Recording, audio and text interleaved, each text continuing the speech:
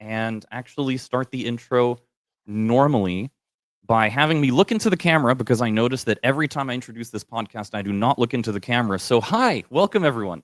Welcome to the All In Loyalty Podcast, Episode 6. All things loyalty, all in one place. I am joined today, not so differently from all the other 5 episodes, by Gabriele and Gianluca, my bosses, co-conspirators, loyalty experts in arms, however you want to call them. They're here and we're here to talk about the ever-changing, the ever-evolving, and the ever blossoming. I was trying to come up with a nice, smooth third word, but I can't really think of one. But either way, the loyalty markets have been going crazy recently, hence the decision to actually have one of these podcasts in the first place. And boy, have we not had any shortage of articles to talk about because people have been starting loyalty programs. They've been, some of them have been failing, getting canceled. Some of them have just not been working. Some interesting new ideas have been getting thrown around, and it's been very, very interesting these last couple of months to just sit back and actually talk about them. What we expect from the new ones, trying to break down why some of the failure ones didn't happen, and trying to predict what the trends in loyalty are going to be in the future. And I can think of no better two people to actually bounce ideas off of than these two guys right here. So first of all, Gabriele, how are you doing today? We're about mid-December now. Are we feeling that sort of end-of-year chill start to take place, or are you as busy as ever? Now busy as ever. I start feeling the cold, so that's why I'm a bit sounding a bit different today. But no, otherwise everything going well. A lot going on, so not thinking yet about Christmas and New Year's. Still far away in my view.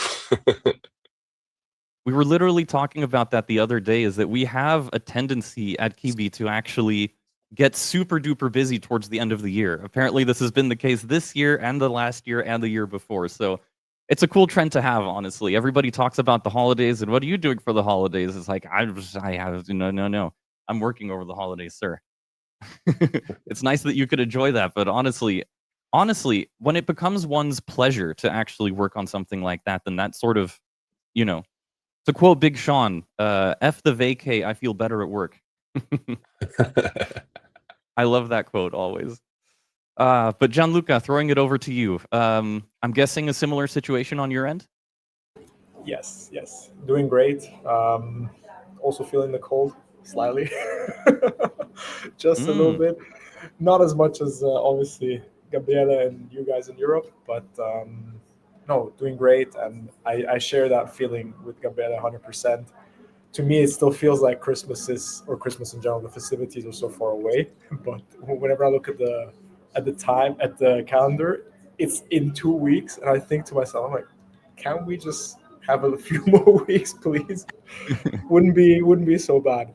So yeah, full on, and not slowing down before Christmas. And before you know it, for both of you, it's the 22nd of December, and you haven't bought any Christmas gifts yet, and you're just going to be scrambling, going, "Oh my God, what am I going to do?" Before everybody ultimately gets, I don't know, an Amazon gift card. Big I don't know what's hugs. the best last minute That's gift. what I Yeah, was gonna say. High Some fives and big miles. hugs. No. Some Miles. miles. There we go. That's a good gift. I would take that gift. Ah, fantastic. Well, yes, it is December, and yes, it is getting cold. In Germany, it's been below zero pretty much every evening for the past week or two. So, yeah, good times to stay indoors, work at the home office, and get those nice, cozy drinks out there and just focus. Honestly, it's kind of nice. Like, having it not be nice outside is one of the nicest drivers of work and focus that I've actually noticed. So, yeah. With that being said, there's always a way to say it. You know, you can package it the other way too.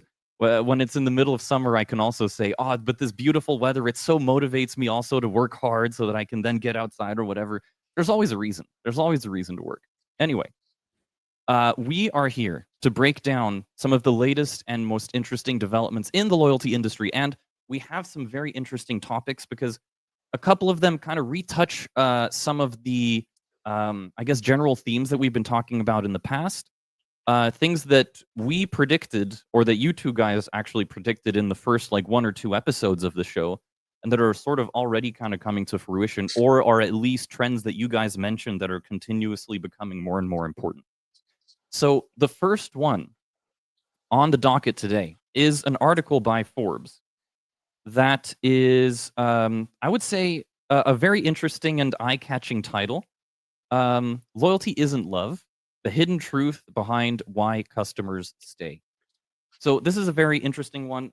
We had broken down an article about a month or two ago about forced or coerced loyalty and the impact that it has. And they kind of take this concept and take it a little bit of a step further and talk about the impact that it actually has on the business itself and the sharing of metrics. Because, of course, we've all been here before. When you're working in a marketing department or something like that, you want to do whatever it takes to make your numbers look good. And one of those ways that you can do that is to talk about retention, is to talk about reduced churn, and stuff like that. And one of the big things is here that they talk about putting the coerced loyalty and the brand loyalty and the habitual loyalty, which are three separate categories and distinct ones, into the same basket so that they can make those numbers look as good as possible. But of course, those three things couldn't be more different. And that's one of the things that we're going to break down. So we keep on talking about the idea of customer loyalty. And in many episodes, we've really been very clear about what the difference is between brand loyalty, between rewards programs, and just generally between like habitual loyalty, because of course they couldn't be more different. And while you can have a little bit of all three, some are very like, I guess, more important to different brands. And yeah, they've been talking about the retention numbers, as you can see here, that look impressive on dashboards. But the truth is, a large portion of what we call loyalty is simply inertia disguised as affection. Customers aren't staying because they love us. Many are staying because leaving feels like a chore. That is a topic that we've talked about in the past already, but we were talking about some of these other topics as well. Oh, I need to zoom into that one a little bit better. But they're talking about the difference between true loyalty, habitual loyalty, and the forced loyalty. I would ask right off the bat, just out of curiosity, and this is kind of a brief question, but we've got these three different loyalty types. Is there actually a place for all three of them? Because I remember in the last conversation we talked about forced loyalty. Gabriella, you were actually quite passionate about the topic, saying that it's actually on the consumer and that there is no forced loyalty. It's then just on the consumer to actually read the fine print of the contracts that they read and make sure that they don't feel like they're being taken advantage of, and that a lot of the time this forced loyalty is actually just laziness on their side. Have your views changed at all, or is it still kind of the same thing in your eyes? I mean, for me, there's still no forced loyalty. Like when we talk about forcing, I think there is a small amount of people on this world that are being forced to do things they don't want. And that's actually a huge problem. So everyone else should not use the word forced because they have eyes, they're healthy, they can read, they can listen, they can make research, they can Google, they can use ChatGPT, they can have so many tools at their disposal to make a proper decision. Just because they don't do it, doesn't mean that they have been forced. So yeah, I still feel the same about that. Nice.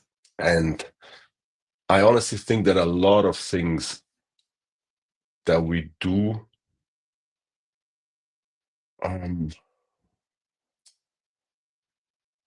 it's in a lot of decisions that you take in life. It's more what is with which kind of negative consequence can you live? So, I mean, take a life partner, right? Yeah, you start dating, go into a relationship, etc. You have those, let's say, romantic glasses on you, so everything is fine, everything is perfect, you love that person, and then The the more you honeymoon get to phase. know that, correct, the honeymoon phase. So when you get out of the honeymoon phase and you start actually seeing more and more traits of that person, you also see stuff that you don't like, which is perfectly normal. Like nobody's perfect, and There is no way that there is 100% match on all the let's say all the decisions or topics in life that a couple discusses. But then it's really more about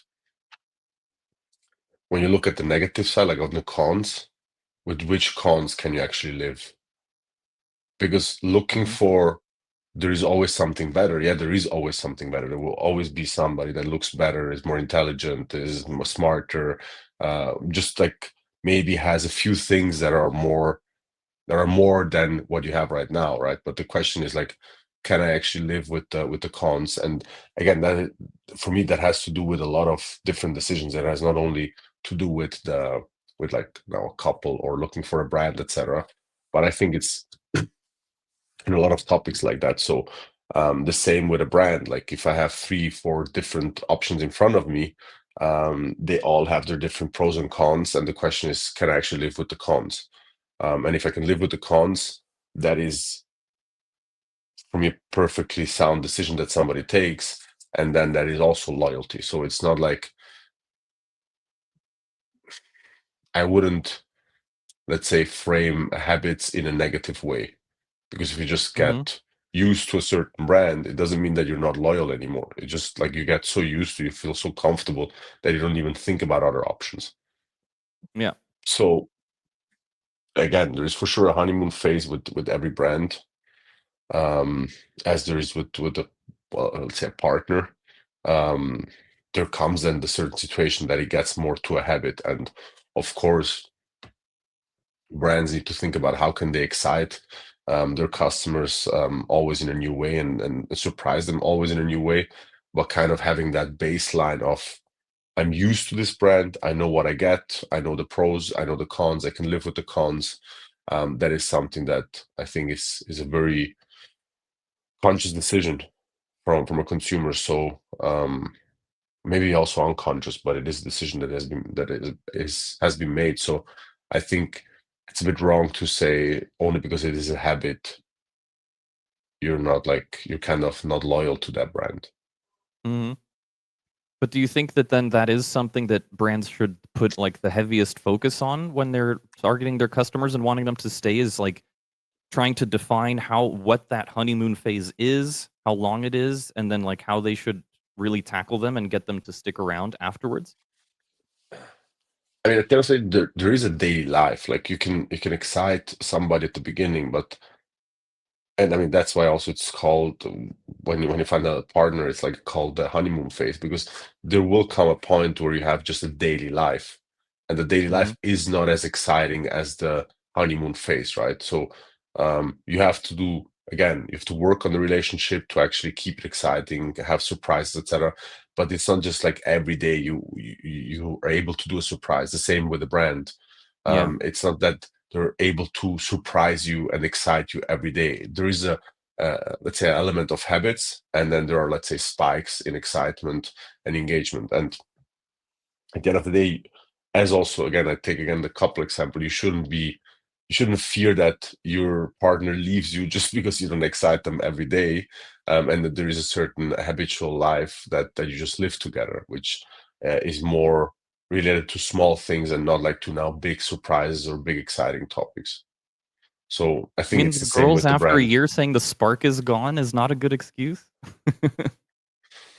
I wouldn't call it the spark is gone, but like of course you have to keep that spark ongoing, but it Yeah, doesn't always have to be a full-on flame. I feel that. Yep. Like And then it's with it's it's my just normal. yeah. I mean, eventually it does end up being about that. I mean, that is to say, like, again, first of all, when it comes to loyalty markets, there are those distinct groups, and you can have success with both, right? We're going to dive into an article a little bit later talking about the desire for authenticity and user generated content and stuff like that, that really like motivates the flame inside people and actually like, appeals to their passions. But at the same time, probably the biggest loyalty market is, as you always say, air miles. And those are based on, like, a lot of those people that are the most loyal are also doing that based on a convenience basis, right? They just say, "Oh, I 100%. stick Yeah. with this program because they're the most convenient. I can just do this and this and this. It's super easy, it's friction free, and that's why I'm there." And that's Yeah. also like its own valid type of brand loyalty, I would say. 100%. Yeah. And at the end of the day, it's also something that you actually want to get it to a point where it is a habit. Like as soon as it gets a habit, it's actually something where, again, you as a brand, you don't have to do every time something and big surprises, excitements, etc., to, let's say, bring your customers back to your brand.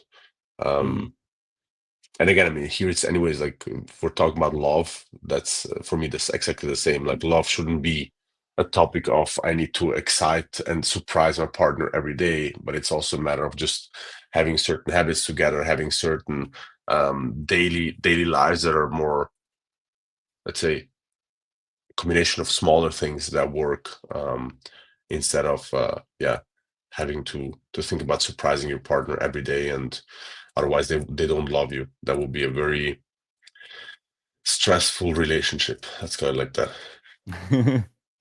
Yeah.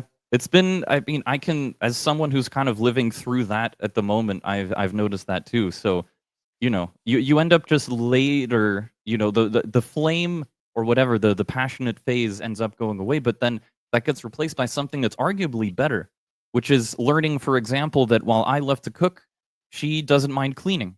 Or that, she's happy to do the laundry. I hate doing the laundry, but she hates cleaning the apartment, so I clean the apartment. And it's just like that sort of level where you're like, oh, it's what do you call it? Harmony. I guess Yeah. is what you say, to the point where you're not even thinking about it anymore.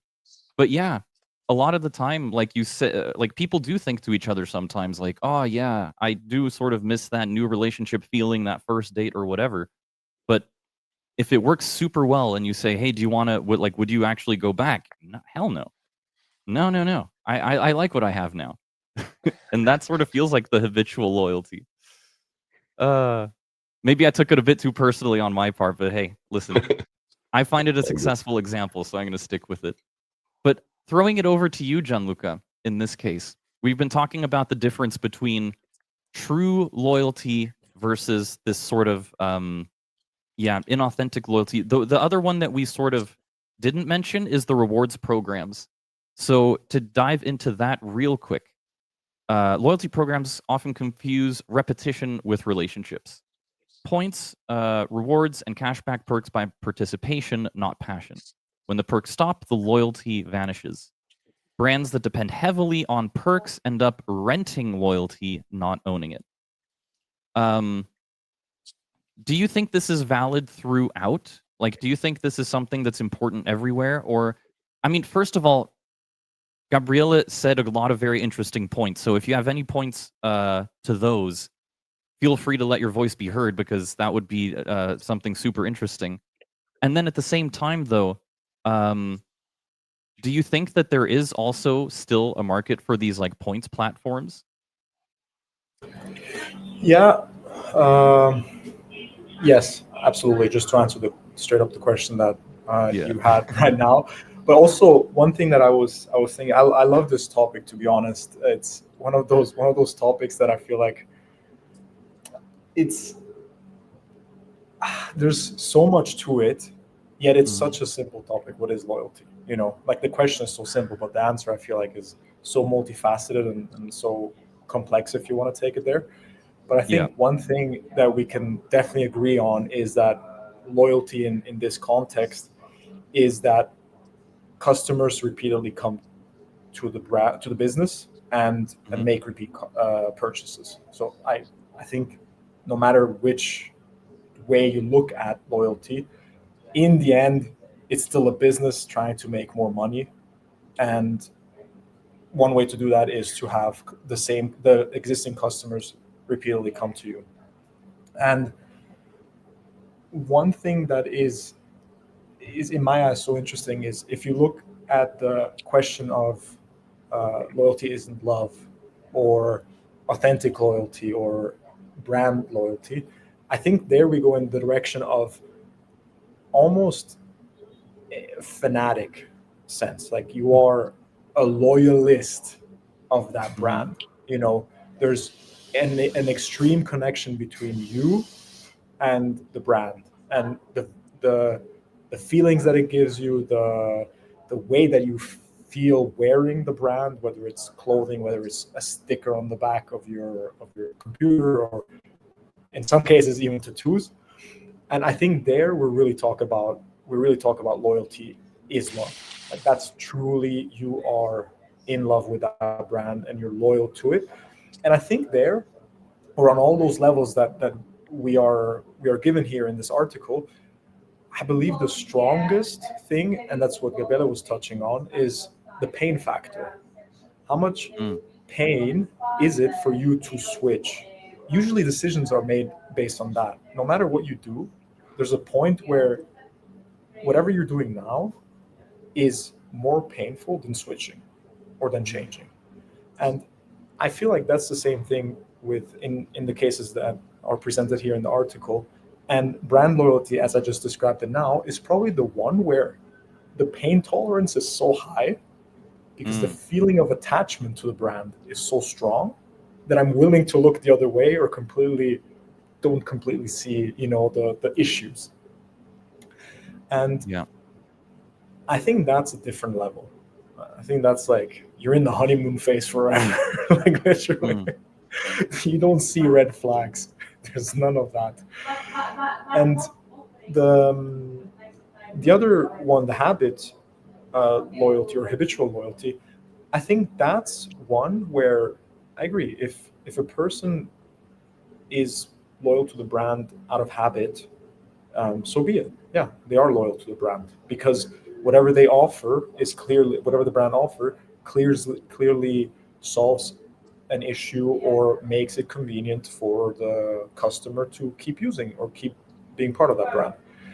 I feel like that's where the article questions then the loyalty, because the Mm. moment it gets inconvenient and that pain threshold is reached, does the user, or sorry, the customer, do they switch to the competitor, or do they switch to a different brand that solves that Mm. issue without the True. pain points that they were experiencing?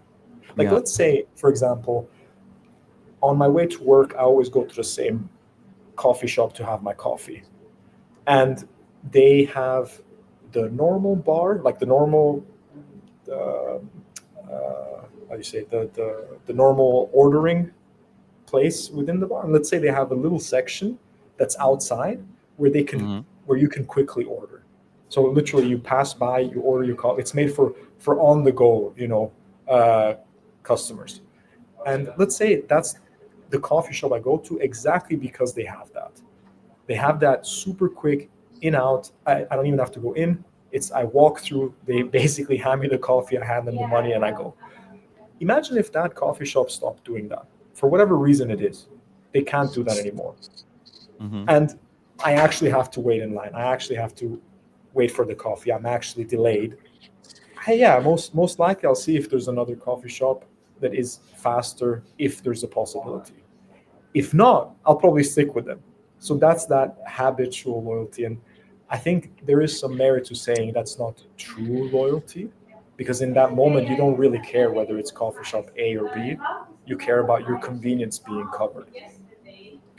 And And then does the true sorry. loyalty then actually, just a quick follow-up question.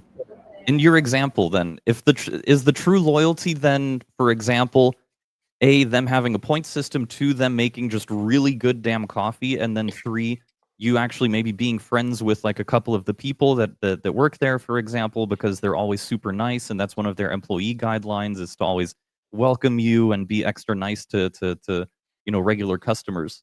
And that would then be the Yeah, barrier that's broken, right? Where you say even if they remove that thing, you still end up yeah, going back there.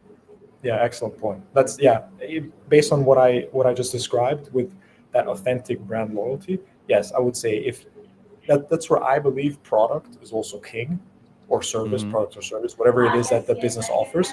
Because if that is so good that you're willing to, let's say, wake up a little bit earlier to get that coffee because it's so amazing, then of Mhm. course you are loyal to that brand, because Yeah. Yeah. whatever they offer, or in that sense, your feeling of that's an amazing coffee, and how that coffee makes you feel, or boosts your energy, or makes your taste buds go wild, yes, Mhm. then you're definitely going to stay there. You're not going to search for that faster coffee to go. And yeah, Right. that's, I believe, where then that truer loyalty stands. And it's all And about finding this little sweet spot that just hits between yeah, convenience and true loyalty for a lot of these companies, I feel like a lot of the time. yeah, And exactly. And that's not even having a rewards program. Just to get to the last part, right. I think that's then the same. If I think it's the same as habit. If it's just a different aspect, it's maybe not the speed. It's the fact that I have a little extra something that I get back for having the Mhm. coffee there versus over there. And if that's something that, all things being equal, the differentiator, then yeah, the reward program most likely will keep me more loyal to that brand. Mhm. But I would also argue, as the article argues, if the other one has a better rewards program, I might just switch. Again, if all things are equal. Yeah. Mhm. At the end of And the on the day, it's. ah, yeah, please. Do you want to go? Or should I? No, I was going to ask the next question. You go. No, I just wanted to add that I think it's more a topic of really that like customer experience, and that is a mix of a lot of different factors. So it's not just like product and service, but it also is then the loyalty program. It is a certain convenience. It is price. It is a lot of different things that have an impact on that. And every person is a bit different. Some people look more at price. Some people look more at product service. Some people look more at the loyalty program. But at the end of the day, that's like the competition. Like that's exactly what competition makes everything more interesting, because you always have to push yourself. And as a brand, if you have the feeling and honestly, again, that's why I take again the example of a couple. If you have the feeling that you just take it as granted that somebody's next to you or somebody's purchasing a product, and you don't innovate, you don't try to keep it like interesting, of course at a certain point somebody will switch. So I think it's normal that customers look at, hey, if I'm spending this amount of money, where do I get the most amount of value for it? So I think that's something completely normal. And if brand thinks that, hey, I have a loyalty program or I have a good product and that's why you should stick to me, then they just think very wrong, because they should always try to be better and try to evolve and keep their customers happy with the best customer experience. So I think that's completely normal thing. And at the end of the day,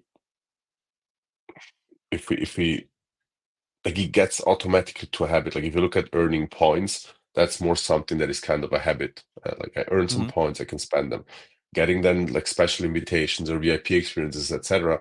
It has to be more rare, because if you take part at a VIP event every day, it's not anymore like something interesting for you. Like if every Formula One race, I'm always at the paddock, I always have the VIP experience, it's normal for me then. It's not like, Yeah. oh, super exciting, I'm going again to Formula One race and I have like the VIP tickets. Like for the first time, for the first 1, 2, 3 times, maybe if you do it once a year, it's a super VIP experience, you're super excited about it, etc. But like we are habit animals in that sense. We Mhm. get used to a certain standard and a certain level pretty fast, and then we always want more. So I think it's a mix of being very competitive on one side and then just trying to deliver always the best value. But on the other side, also not expecting that kind of, I mean, that then will be the definition of what is actually love. Is love like always the passionate side and the romantic side, or is love just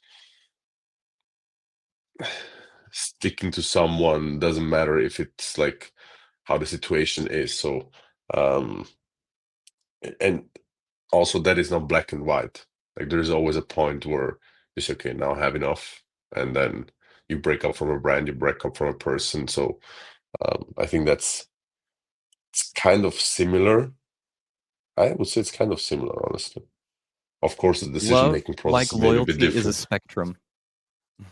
I was gonna say we could change There are the headline differences. to "Love isn't love" and then write the exact same article, switching the word No, "love" but like to "love."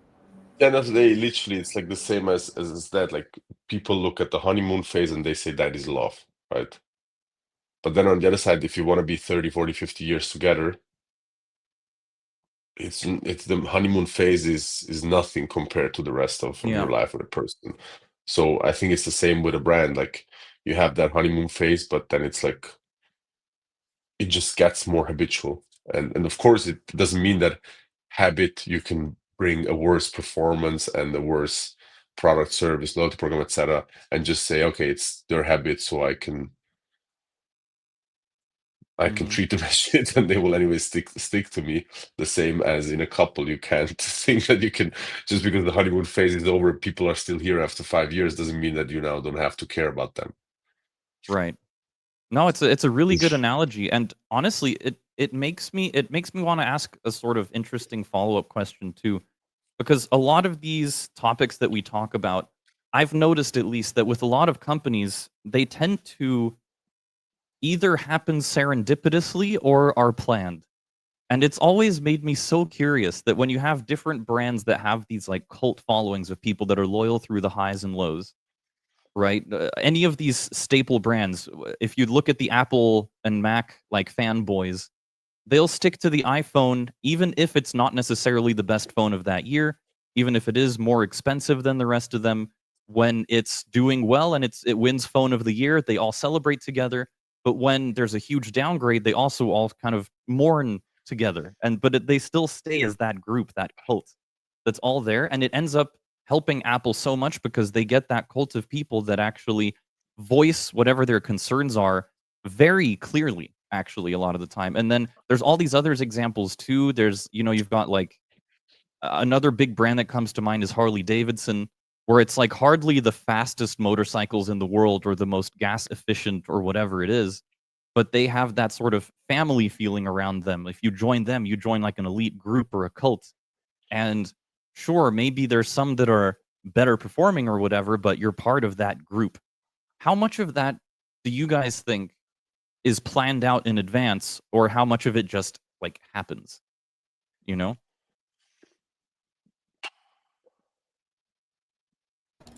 I would say it's not. I don't think you can plan for something like. I mean, I think you can. No, that's wrong. You can probably plan for anything if you're genius enough. But I would say the examples that you brought, that's something that over years was built with the right initiatives, with the right ways of managing the brand. And by managing the brand, I mean having initiatives, creating a community, creating this closeness, and essentially it's like a company, like a business, like anything, like a family, like a tribe, like a country, even though I don't think it's necessarily so true nowadays. But tribe and community is a bit closer.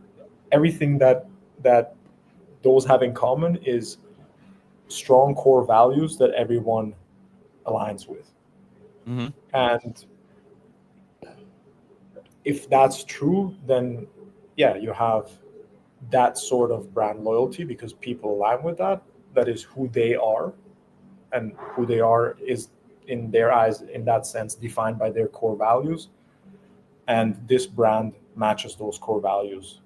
That makes Hmm. me feel good, and therefore I am loyal to that brand insofar that I see them as my brand. I think that's Yeah. probably when the moment someone says that's my brand. And I think again, it's as you say, they they then oversee maybe all of the red flags, not even red flags, I think that sounds a bit harsh, but like all the things that might not be the best when it comes to product, might not be the best when it comes to customer experience, might not be the best because they align so strongly on those core values that it's it's like when you have a family member and they make a mistake, it's okay, man, don't sweat it.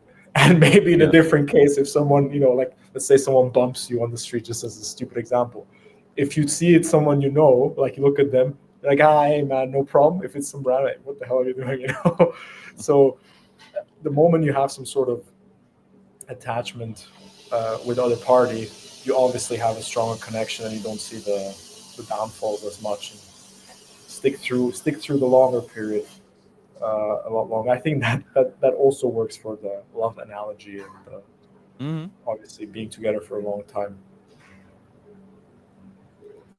I feel like with a lot of I feel like a lot of companies are sort of trying to create this cult-like thing, and I think that in a way, some of the bigger founders, however you want to like mention them, whether they called it loyalty or brand loyalty or not, they did sort of have that image in mind, right? I mean, when they designed the brand or designed the motorcycle, they probably said things like, "We want to be like the heart of, you know, that sort of Wild West biker attitude in the Southwest US."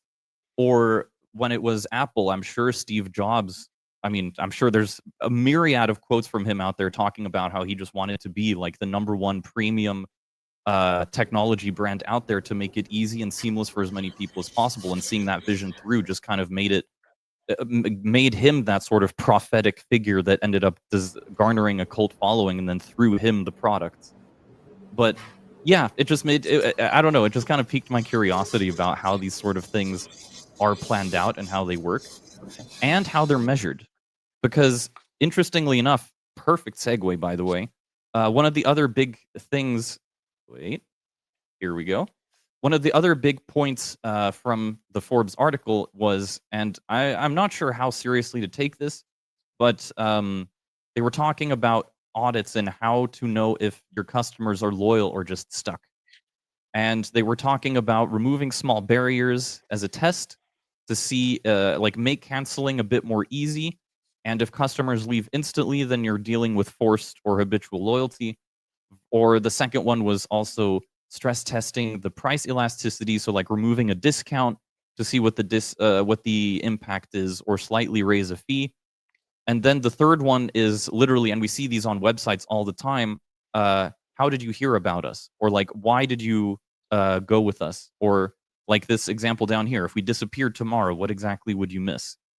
So this is all about trying to sort of quantify um, this level of true loyalty.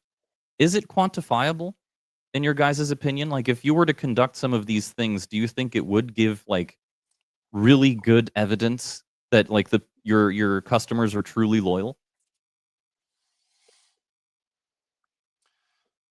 I mean, for me, it seems like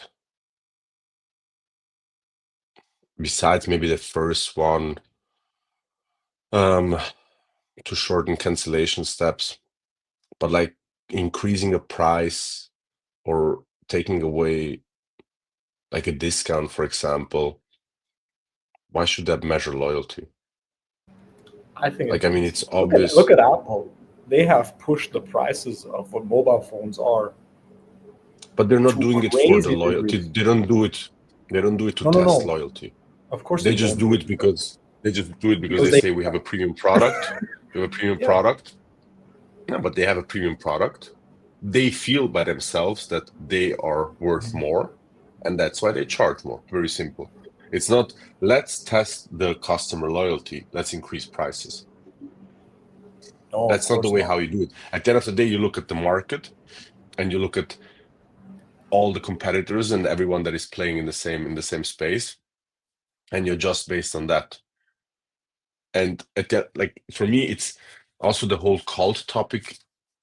It is anyway super overhyped, building these communities and these cults and all of that stuff, because at the end of the day, if product doesn't work, if service doesn't work, if your loyalty program doesn't work, if you, let's say, team members are not friendly to your customers, like doesn't matter if you're a cult or not, people just won't buy. That's it. So Mm. you, Yeah, but and also you like wouldn't if you look reach at that Apple, status. You wouldn't reach that status. you can reach it through marketing, through influencers and all of that stuff. You No, can never. plan that. Yeah, I know you can do it. I mean, there Apple are and enough Harley levels, I don't think you can reach by just doing Yeah, marketing but it's campaigns. anyways a different topic. We're talking about what I mean, those are Apple cult is levels. now. Yeah, but Apple is here since 40 years. It wasn't a call from the beginning. And also, if you look at the Yeah, amount of exactly. customers, so how many total customers do they have, and how many camp in front of the store for a new iPhone, we're talking about a tiny piece of people that actually does that. All the rest just doesn't want to change. Like, I don't even look at other phones because I have everything Apple. So the pain of me changing now to another phone, that is huge, and second, the product itself, the design, the service, etc. I like it. It's completely good for me. So there is no point why I should look for other phones right now. And if I just want the next iPhone, I'm fine to pay that price. And if I'm not fine to pay that price, I just keep the phone that I have. So But then you are a it's loyal not customer to Apple. 100%. Yeah, but I'm not a cult. Like I mean, I think Jeff Bezos are amazing. Jeff Bezos and Elon Musk are amazing entrepreneurs. I if I can read something about that, if I can get something like infos about them, etc. I love to understand how they think, etc. But that, I mean, the last time I maybe ordered something on Amazon was maybe, I don't know, 5 years ago. I never bought a Tesla. I never even considered to buy a Tesla, just because I don't care about e-mobility right now, or I prefer other car brands. No, I mean, I can be honest. Like, I prefer other car brands. I like the sound of an engine, and that's why I didn't even consider about. Like, it doesn't matter. Like, I still think that Elon Musk is the one entrepreneur worldwide that people should basically get an example out of it. And if you look at all the things he does, like, he created a cult around him. It doesn't mean that he sells more product. It is true in his case. It is true he pushes more sales. But now, if I think about myself, I don't really care now about Tesla. I don't consider buying a Tesla. So that's what I'm trying to say is, like, the cult topic. I think it's a huge way to do marketing, etc., and it affects for sure certain people. But the majority of customers don't think that they decide because of the cult. So maybe the conclusion there is that the cult sort of thing is more of an epiphenomenal thing, more of like a side product, the results of like the proper business building, and that people 100%, yeah. noticed that and then capitalized on that. They noticed, hey, our users are actually super into it. You know, we've practically got a cult. Let's weaponize that. Let's like put Yeah. that out in the media and see if it gets even more. Yeah, and it's also, again, based on a lot of different things. It's not based on the products and services and the loyalty program, etc. It starts honestly with what is our vision, what are our values, how do we, let's say, by what values do we live, etc. And it has more to do with that. But again, you can have amazing vision and amazing values, but if the product is people won't buy it. Mm-hmm. At least not long term. So it is a mix of all the things, and you have customers that, if you look at it like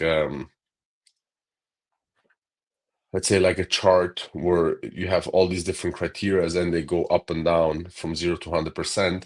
Everyone has different needs and priorities. There are certain people that look more on price. There are people that look more on product. There are people that look more on service. People that look more on values and vision, etc. So it all goes up and down depending on what kind of customers are you talking to. And what I'm trying to say is that my feeling is that a lot of customers, and that has in general to do because people are more superficial, so they don't really care about vision and values, or they don't even know what the vision and values are of those companies. That's a Yeah. very small subset of customers. The rest is more going towards also status. I think status is actually one of the biggest things. Like, how do people feel after they bought that product? So it has nothing to do with the vision. It has nothing to do with the values of that company. But like, if I hold an iPhone, or if I drive a Ferrari, or what if I wear a certain clothing brand, how does it make me look in society, and how do people look at me? Do they value me more because I have certain things? And most probably that's one of the biggest, like, people that are not price sensitive look mostly on that. And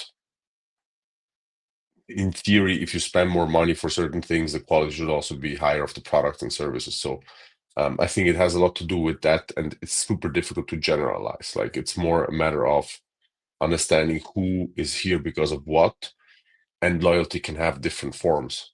Loyalty can have the form of, I love your vision and your values, or I just love your product, or I just love your price, or I love how your product makes me feel and makes me look Yeah. in other people's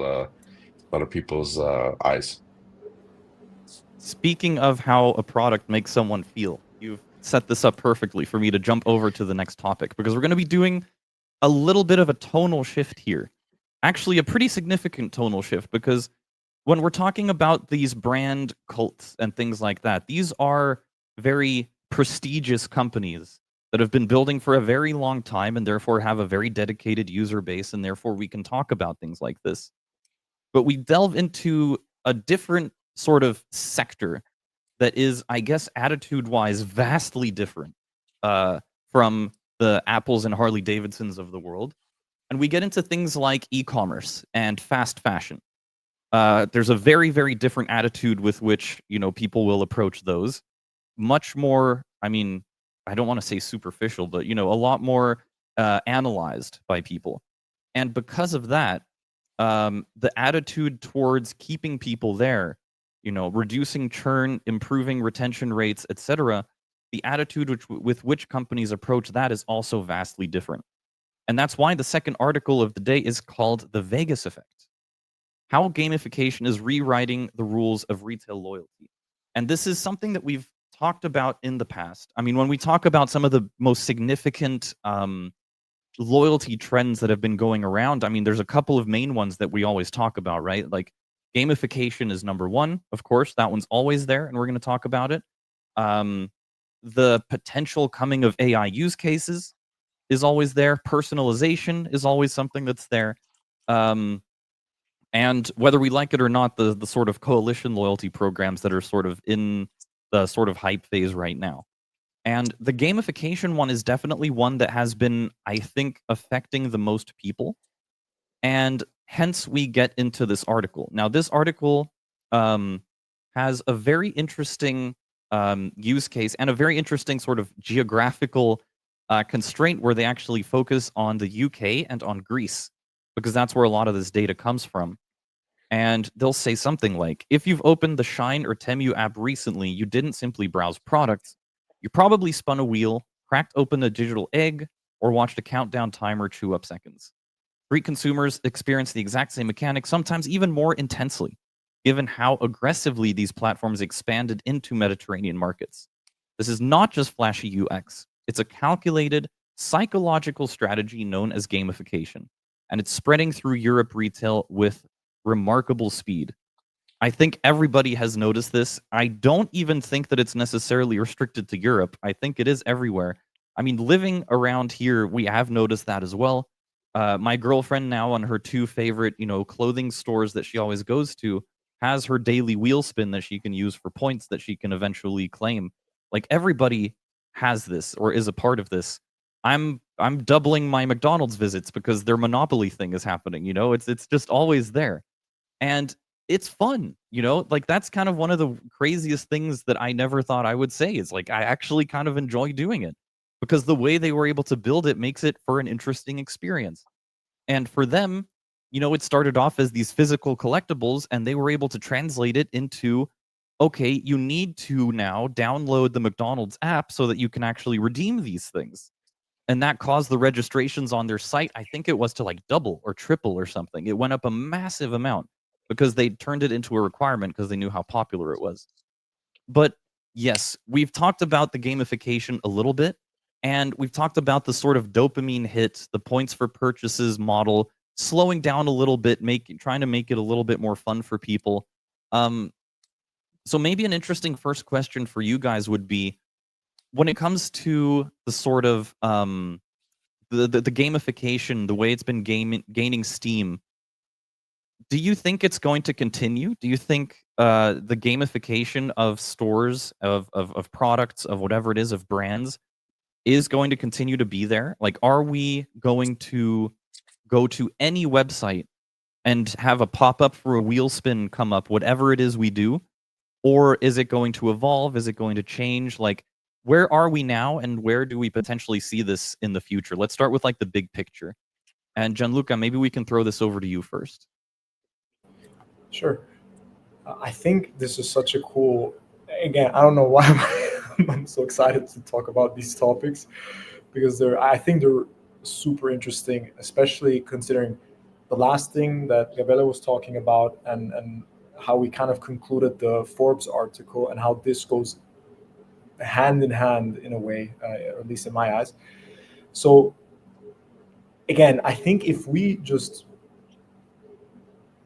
look away from this big term called loyalty, and we look at it for what it truly is, and it it is retention. It's increasing existing customers' repeat purchases.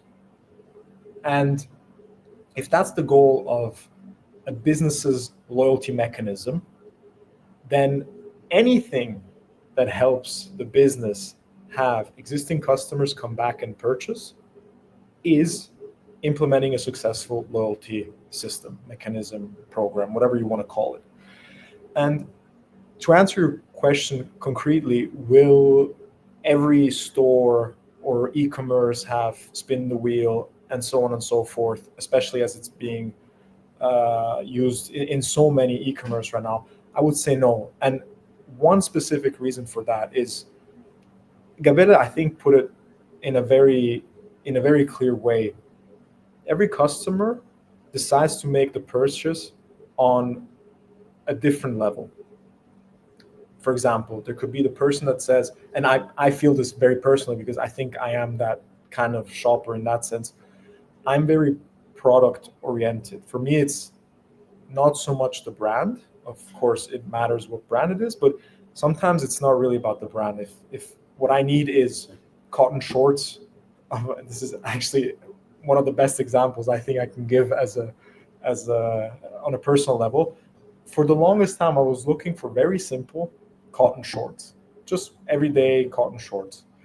And I promise you, I went through every single brand that could offer that kind of product, and I couldn't find them.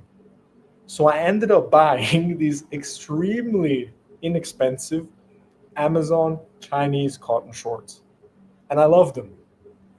And the brand is some sort of, I don't know, I don't know what the brand is. There is a brand on it. I don't think it's real, in the sense that I think it's just maybe from the production company. They put something on there so it looks like a product that is not just fabric. But I love them. And I will keep buying those because I love the product. So it doesn't matter to me if they had a loyalty program, if they had a spin the wheel, if their brand name was, oh wow, cult level name. To me, it matters that the product is exactly what I'm looking for. Mm-hmm. And I think this is exactly the same thing as you described just a minute ago, that, hey, you're seeing that it's fun for you, the Monopoly game with McDonald's, or your girlfriend loving to spin the wheel. And I think that's a legitimate way of these e-commerce or these businesses to test out how they can retain their customers. I also believe that these are systems they're implementing because, again, going back to competition, all of them are playing on a pricing. They're playing on a level where they're literally a commodity. It's all about the price. If I get it from Temu or I get it from another, or let's say Amazon, in the end, if I'm going to get that product, I want the best price, or I want the 10% off in that moment. Mm-hmm. It's maybe for people who are a bit more price sensitive, as Gabriele mentioned before, that do care about the price. So of course, if I can spin the wheel and I can get today 10% off and I have to buy a few things, I'll spin the wheel. If I get another 100 points that will help me, let's say in 3-4 spins, get 10% off or even get a free product, of course I'm going to do it.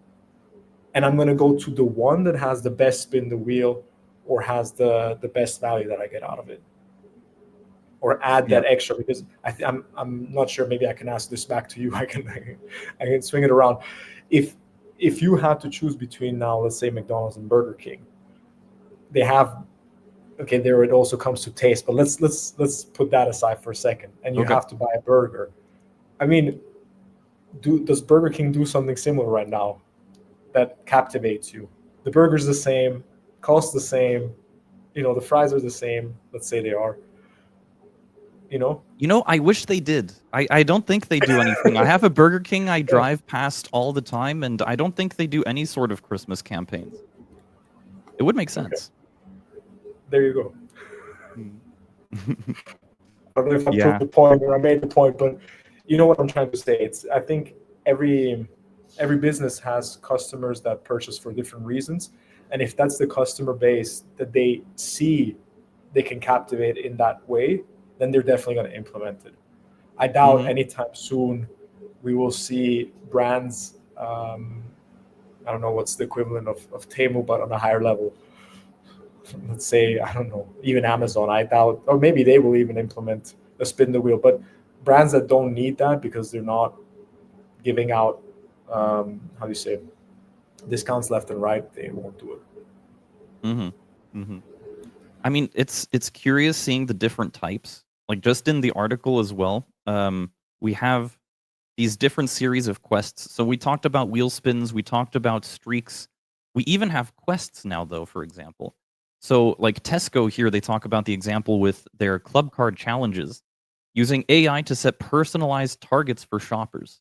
So you can actually, and this I find extremely clever, they use the people, they kind of combine then the whole personalization and gamification aspects, where they can actually give you goals that exactly align with what you want, or maybe try to predict what you were going to order anyway. So that, and I quote here, it's no longer just about saving 50 pence on beans, it's about completing the quest to unlock a bonus. So getting to the point where you might not have even thought to buy those beans in the first place, but because it's a quest and while you're in there you have the app open, you're like, "Oh, I might as well." And then you get a discount from it anyway. I mean, this seems very, very smart. But to dive into this a little bit deeper, I mean, first of all, Gabriele, are you in tune with what Gianluca has mentioned up until now when it comes to gamification? Generally, yes. I think it comes back to customer experience. Like, what is the overall customer experience that you want to give? And again, also here, I mean, we're talking about very simple games here: scratch and win, spin the wheel, etc. So also this stuff will be boring after a certain time. Like people do it for a certain period of time and then they just get bored out of it, right? So it's always a topic of, I mean, why doesn't McDonald's do the campaign the whole year? Because they know it will just get boring. So they have a very specific time where they do it. All the people rush into the McDonald's, as you just say, you double your visits, etc., just to play that game, right? And it is something special. It is something rare. It happens once a year, and that's why actually people engage, right? And also that over a certain period of time, over a certain period of years, also that will get boring and they will need something else. So that's what we discussed at the beginning, like that we are just habitual animals. So as soon as we get used to something, we want something new. And so games can have a huge impact, and I think it's super important to, if you want to push engagement, if you want to push different activities, and let's say give your customers certain surprises and another spin on customer experience, gamification 100% makes sense. Again, it's one of many factors. It's not the, as Gianluca just mentioned, like with his example of the shorts, like he didn't really care about the brand. He didn't really care about they have spin a wheel or something like that. He just wanted comfortable cotton shorts. That's it. That was the main goal in that moment. It wasn't like I need to engage with this brand, I need to fall in love with this brand, etc. I just need these cotton shorts. And it's always depending on what are you buying, what kind of decision-making process are you going through, etc. Like people, for example, that are looking a lot at prices, they don't really care a lot about the brand. They don't really care a lot about the service. They mostly don't care a lot about the product quality. They just want to have the lowest price. So it's a completely different game. And you as a brand, you need to decide, do I want customers that actually look at price and I want to compete on price, or do I actually want to compete on differentiation? So being better than everyone else. Being better than everyone else means having a superior product, superior service, superior customer experience. Means you have to think also about more about these topics of gamification, etc. How can you surprise the customer? How can you get them back and create more touch points with your brand? That has for sure a lot to do with that. But again, it's not like a general answer. Is gamification good or not? Again, if you think about customers that just play on price and your product is a commodity, you can do all the gamification you want. Like it won't help you to increase the price and then put some games in your app. Small follow-up question to that. Does that mean, and as someone who's been like in the loyalty industry basically your whole like professional life, is this something that comes up quite a lot? Is that companies sometimes actually overproduce some of their gamification to the point where customers are like, "Listen, I just want what's convenient. I don't want to play your game, whatever." Is that I like a think regular occurrence? I think that most brands don't have a clue what they're doing. That's the thing.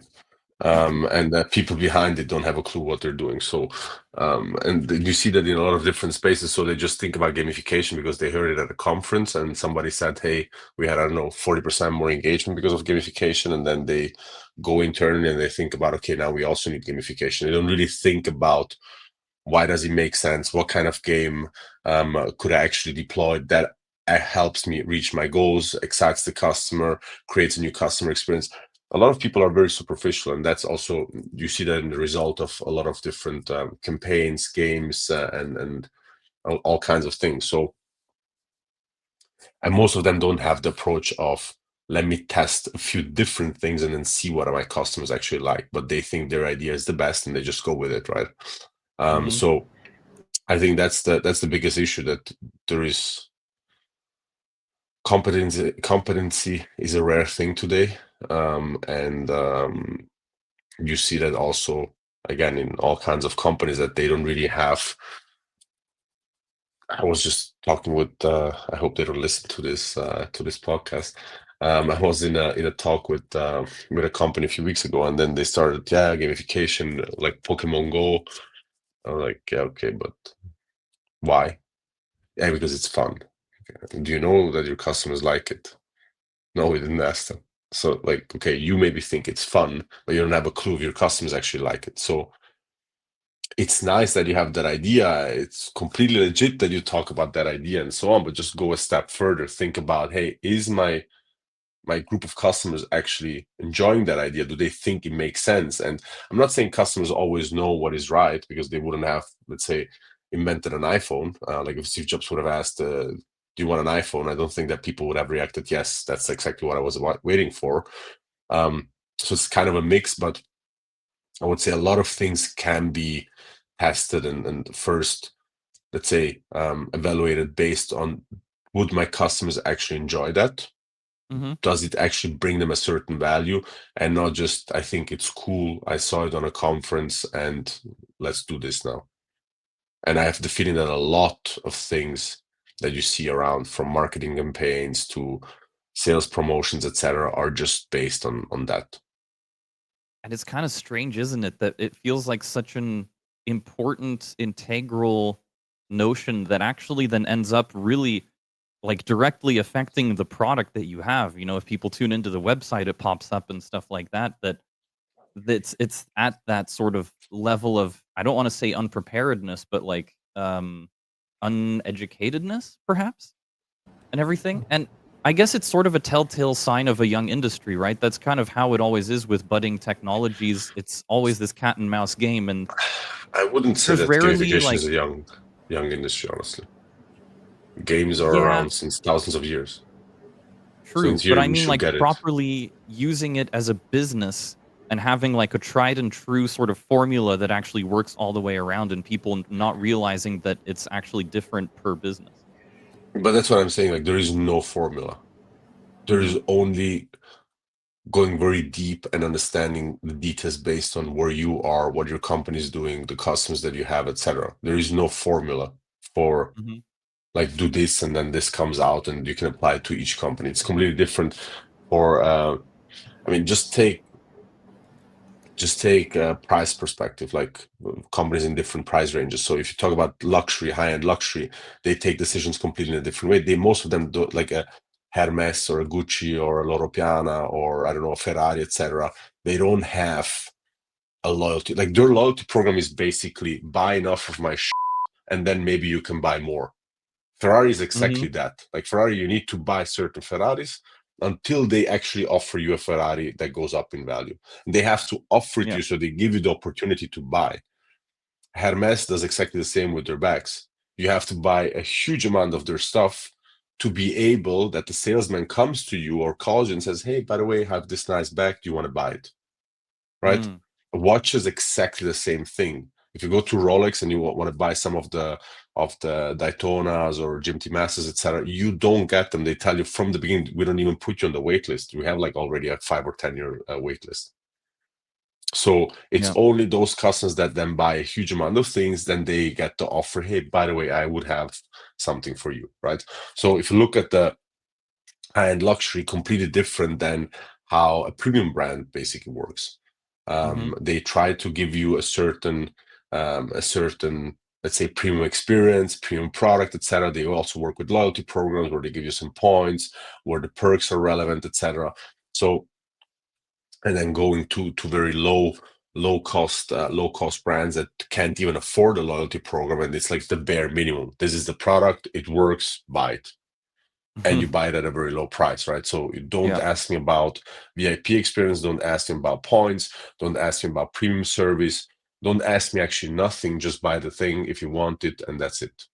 So it's a completely different approach. And then if you go based on industry, so car manufacturer, again, is completely different than a cloth manufacturer. So they think completely in different ways. The spend is completely different. The usage of the product is completely different. So that's what I'm saying. There is no formula. There is only people inside the company really going deep, understanding their customers, what they want, understanding their production processes and how they can actually deliver value. And based on that, create a customer experience that makes sense from an economical perspective for the brand, but then also from a value perspective for the customer. Because at the end of the day, that's like every company has the same goal. They want to maximize profit. That is being done by being very efficient in the let's say production of the value that you have. That can be product, service, loyalty program, experiences, etc.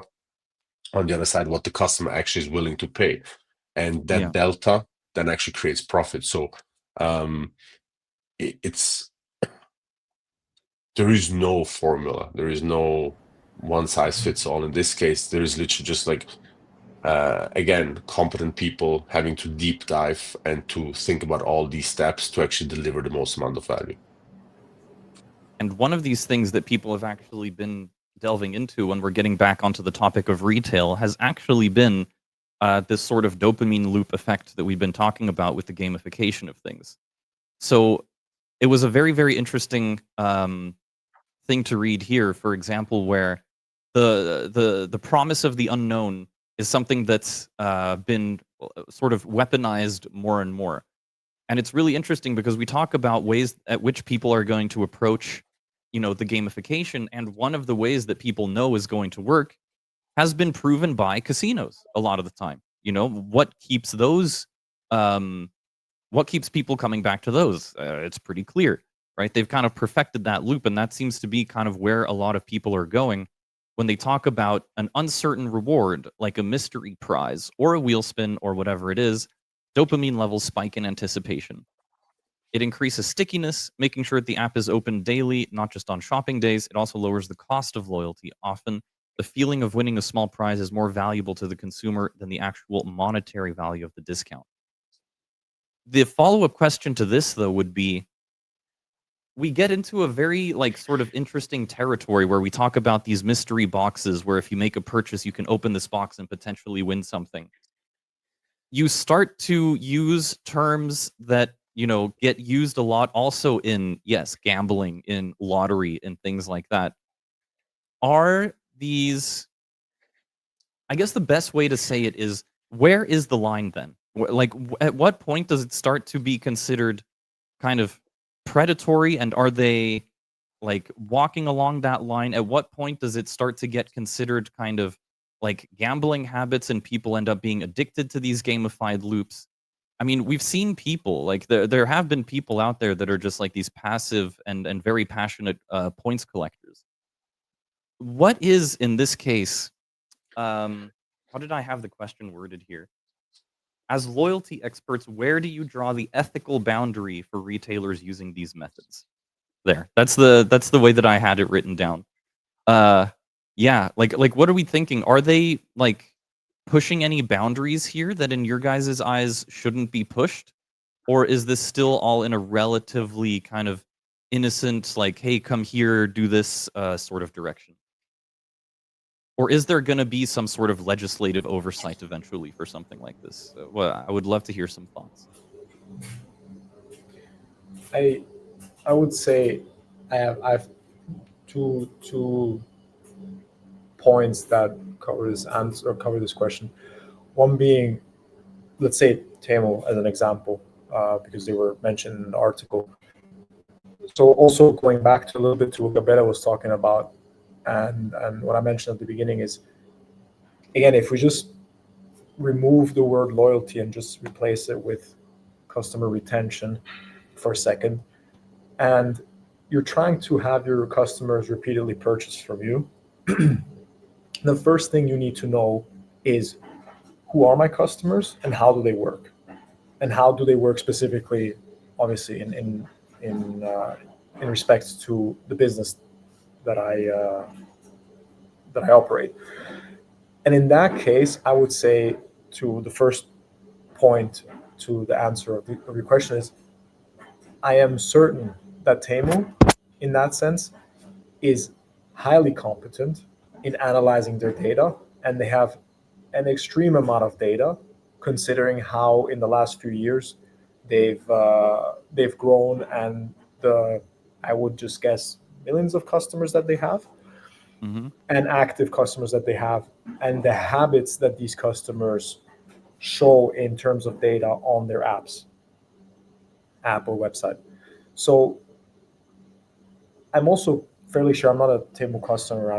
I think maybe once I've ordered from them, so I'm also not so familiar, but I'm 100% sure they have tested these mini games or gamification elements in small batches over and over and over again to see what works best with their customers, and then, or to then create some sort of gamification system that they implement now before Christmas that works extremely well, and that hits exactly those dopamine points and triggers exactly those habits that they want their customers to trigger. And that speaks exactly to the point of knowing your customer.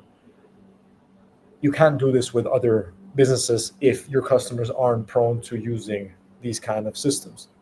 Yeah. And then the second point to answer your question is, I'm also sure that they have very big legal teams that look into the topics of, is this gambling or is this not gambling? And in my opinion, if they're holding up these regulatory, how do you say, these regulatory Laws. Framework? laws, thank you, yeah. That's the word, regulatory. As long as they're upholding these laws and they're not going into the whole gambling aspect. And also to that point, actually, in the recent years, I think PlayStation or Sony had very big, I think they pretty much created regulations around these topics, because loot boxes or Call of Duty, I can't remember what Right. game it was, but there's been few games, Counter-Strike, where loot boxes were crazy, exactly because of those dopamine hits. You buy a loot box, you have no clue what's in there, you buy different tier of loot boxes, you get different tier of unlockables that you wouldn't otherwise get. And that's exactly how it entered those regulations, where laws were created around these loot boxes that forbid a certain way of how loot boxes work. I'm not familiar with what the exact laws were, but I'm pretty sure Temu has big enough legal teams that they make sure these spin the wheels or open mystery boxes or whatever, however they call it, are under these laws and are well within the boundaries of how they work. So having said that, I don't think it's pushing the boundaries in any ways of, is it ethically okay what they're doing? I think it's them knowing exactly who their customers are, exactly how their customers work, and giving them exactly what they want in a way that is still legally fine. And I think that's the perfect mix of it then working so well, or assumingly it then working so well that articles are written about it and how well it works. Yeah. So, yeah, I'm pretty sure it goes in that direction. I don't think it's You can, unethical in any way. Again, but maybe just to close the circle on my answer, I think yeah, Abela said it from the very beginning. It's not, no one's forced into this. No one at Temu says, if you don't click on this spin the wheel now, we'll close your account. You'll be banned from Temu, or that would be worse things something. happen to you. We know where you live. We know where exactly. We We'll have all click your it for data. you. Yeah. Oh, fantastic. But Gabriela, do you concur with those notions? Like, it's not Yeah, necessarily, it's 100% agree. I yeah, mean, at the end of the day, people are looking for dopamine hits. Like, why is Instagram? Why is TikTok? Why so many examples? Why are games in general thriving and people are spending hours and hours on it? Because they want a dopamine hit. So, and I mean, honestly, like from being in Europe, at least from a European perspective, they're like the leaders of setting new laws and putting regulations around anything, yeah. literally. We love So I regulation. think if I think the best people to ask if it's ethically fine or not, it's those people, and if they don't react, that's for me, then that's ethically fine, because at the end of the day, again, like everyone has a bit of a different view on these topics, and I think the only people that actually should have a view and should have something to say are regulators. So if they don't say anything, then businesses are free to do. And again, on the other side, people also want, like customers want dopamine hits. They live from that. And that's why I think it's completely fine to use those tactics and to those, let's say, those activities to engage customers and keep them retained and keep them having more touch points with the brand, etc. So that's completely fine for me. Yeah, Mhm. and I would even argue to take the example you were making about before with Ferrari, with Hermes and all those. I mean, I think you could spin it in asking if it's ethically correct that they hold back inventory for only the most loyal customers in terms of purchasing power and purchase history. Because you could also argue, hey, if I save up to get a Ferrari, or if I say like a specific Ferrari, or if I save up to get that Hermes bag that everyone raves and is hyped about, and I walk into the store and they tell me, no, you can't because you don't have a purchase history with us, you could say the same thing. But that's exactly what the customers look for. The customers that go to those brands or shops, or that buy from those brands, are exactly the kind of customers that do like that. They like the Mm. fact that 100%. they're the one who got that product because it It shows the also makes it status of special. that specific Yeah, product. Yeah, it makes it 100%. special. Exactly. So 100%. I think it's exactly the same thing. Is Temu really knows their customers with all the data that they have, and they just spoke to them. They gave them exactly what they were looking for, because it is fun to them, it is engaging to them, it is something that they want. It's I just have to spin a wheel and I get 10% off, or I get 1%, or whatever it may be, or I get that little dopamine hit, and then I move on. And the same happens on the other spectrum as well, where a person is buying that new F80 that came out from Ferrari and knows I'm among the only 10 that got it now. Everyone else will get it if, then and then, and can rave about it and can talk about it, and Yeah. shows who they are. So I think it really boils down to just knowing your customers and doing what is needed to make them happy. And I think in both cases they're happy. Yeah, that makes a lot of sense. That was really well said, man. I need to get a clip out of that. That was cool. Yeah, no, I mean, absolutely. I have nothing to add to that. And to be honest, I think that's a really good closing point for this particular article, because I think it's like a good summary of the entire message that was trying to be portrayed through it, at least. But yeah, I mean, like Gabriela also said, from the European perspective, I mean, no one has a better take on it than we do, coming from one of the most highly regulated countries groups of countries in the world. Yeah, I think if that's okay with them, it's okay for most. King of But diving in regulations, now, Europe. something to be proud of, exactly. And now we dive into something else, something different, a different group of people, a group of people for which the logo of a major corporation might actually be a turnoff. The group for which they would rather, look at memes and see their favorite streamer promote something than a famous actor. The group that stands for something without sometimes even knowing what it means.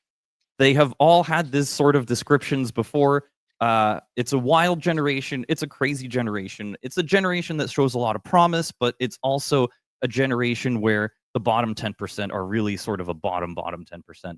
This is not me. I'm quoting an article that I read a couple of weeks ago about the generation that is Gen Z, a very particular generation that is apparently, I mean, businesses have noticed that they are hard to predict, hard to understand, and generally have quite a bit of trouble selling to them just because of their authenticity, you kind of want to say, or the strange trends that have been going around. I mean, The weirdness. you might think that I'm going you might think that I'm going very hard in this intro, but it's actually true. And a lot of the things that I have mentioned have been sort of echoed from company to company. And that's why one of the main and most interesting articles that we wanted to talk about here is Gen Z's brand loyalty rules, the new playbook for relevance. Now, this is an article is actually sort of geographically constrained to India. However, I think we can notice a lot of trends on here that are just as relevant across the entire rest of the world. And they open up with a very interesting example, which is a few weeks ago, a creative team pitched an idea to a sneaker brand that's been around since a long time. I don't know who Sachin is. The concept, a big budget film celebrity cameo, and a tagline that had a rhyme. We thought we had nailed it. They tested it with a group of Gen Z college students. First mistake, no, just kidding. One guy sipped his cold brew, shrugged, and said, "Cool, but does that brand do anything interesting on Discord?" Another asked if the sneakers were made sustainably. One girl pulled out her phone, showed us a thrifted pair that she found on Instagram, and said, "This feels more me." That's when it hit us. We weren't speaking their language. We were broadcasting in HD. They were tuned into memes. Now, this is a very, very interesting one because a lot of people think that Gen Z is the exceptional generation and that we might actually revert back attitude-wise later. But it is just as relevant to mention things like only 12% of Gen Z in India say they'd stay loyal to a brand regardless of cost. This is a very low number. And a lot of this does tie into the sort of authenticity message that I was just sort of teasing before. We even touched on this a little bit in the last episode where we talked about L'Oreal's program targeting micro-influencers who don't necessarily have top-tier microphones or top-tier like video editors or cameras or whatever. They are just their best selves. They gain their little cult following through actually delivering interesting content, through being interesting personalities. And so this is going to be one of the more interesting ones because, I mean, I don't want to ask, or maybe I should ask actually, have you guys heard similar like horror stories about Gen Z as a user base as I have? Because when I was doing some of this preemptive research, that was kind of the first thing that I noticed, especially in B2B or in business articles about how like scrutinizing of a generation it is and how it might not technically be a bad thing, that they put more accountability to the companies or whatever. Like, general vibe check here, guys. Like, how have you guys been interpreting this generation? I just heard that they're lazy and that they need a lot of work. That they need You a lot of sound like a work-life boomer, balance. and you're not even a boomer. No, but it's just like it's literally what I hear from other entrepreneurs, etc. Like it's a bit more difficult. What are you? Yeah. Are you millennial? Are we? I'm myself. I am myself. I can't be categorized. I anyways don't Label? yeah, I have a lot of let's say. You don't identify. You don't bow down to these labels that society No, puts they're forward. weird. They're weird Mm. because there's always I there's identify always as Gianluca. Yeah, myself too. I identify as Gabriele. No, it's just like it when you read these articles, they always try to put it in a black and white manner, right? That's like this generation is like this generation, da, da, da, da. But there's Mhm. always, again, 50 shades of gray. And you could do the same article like what you just showed. You could do Mhm. it with each generation. I would bet that with each generation, you would have the same outcome. Ah, So okay. it's not really about. I think technology has a huge influence on how generations grow up. Of Mhm. course, say people that grow up, like let's say with AI now from a very early age on, or they grow up with a phone with a very early age on, so they have different habits, they have different behaviors, etc. So that 100%, but the core values come mostly from the family. So like you grow up with certain values, and that's basically what you take within your life. You grow up in a certain environment, and that's where you actually of course you can change them over life, but like the basis is being set in the family environment, because the first 18 Mhm. years most of the people actually grow up with the family. Then they go at school, so they learn there some other things, etc. So I think it has a lot to do with that. um, and again, there are for sure certain movements that, depending on when you were born, you get more influenced with and less. um, but I mean, for me, like also the topic of 12% wouldn't, what was it, wouldn't change the brand Uh, because of higher costs. Said they'd stay loyal to a brand regardless of cost. Yeah. It's a huge number. Imagine that 10% of, like, the sentence basically says 10% of my customers, more than 10% of my customers won't change to a competitor. It doesn't matter how much I increase the price. Like, Mhm. I mean, it's actually a huge number because so many people are very price sensitive. And I mean, Gen Z is like a generation that, how old are they right now? Let me check. Oh. It's just after my generation, which is It's basically 1995 to 2010. That's yes. what Oh wow. Gemini says.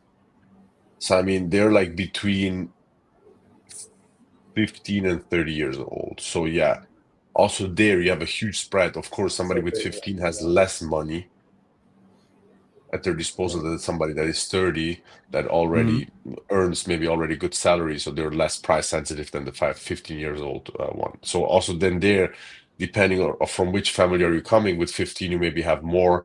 It can, let's say, your parents buy you more or less than with other families. So there's so many things that have an impact on that decision. I don't really believe in this stuff. Maybe again, part of the technology is what was mentioned, like Discord, having more this kind of community-driven stuff. Memes, of course, is also something that has more been, say, pushed over the last couple of years. Although it's like also that is a very old thing. Mhm. But it's like those things have for sure an impact. But and again, the younger an audience But is, the more I have the feeling the more you can. I would argue, just sorry to interrupt you, but I would argue that honestly, I mean, this podcast has a theme. Um, I feel like when we discussed the articles, to me it didn't, honestly it didn't hit me as hard as it is hitting me right now, that we have this theme in this podcast, and it's really knowing your customers. And I would say one thing that is true about Gen Z is that they are born with screens in their faces in a way, and Mhm. or at least let's say the latter range of They what Gabriel call just them the mentioned. first digital native generation. Yeah. Okay, yeah, perfect. So yeah, that explains it. So with that, and with the rise of social media, with the rise of also honestly just speed of execution in terms of user experience of these apps, um, shops, screens. I mean everything essentially. Mhm. the attention spans are extremely short. So they keep switching. So I think it's a combination of a few things. One is they keep switching up. It's just one fad is now the fad. 2 seconds later, someone else comes out with another one and it's gone.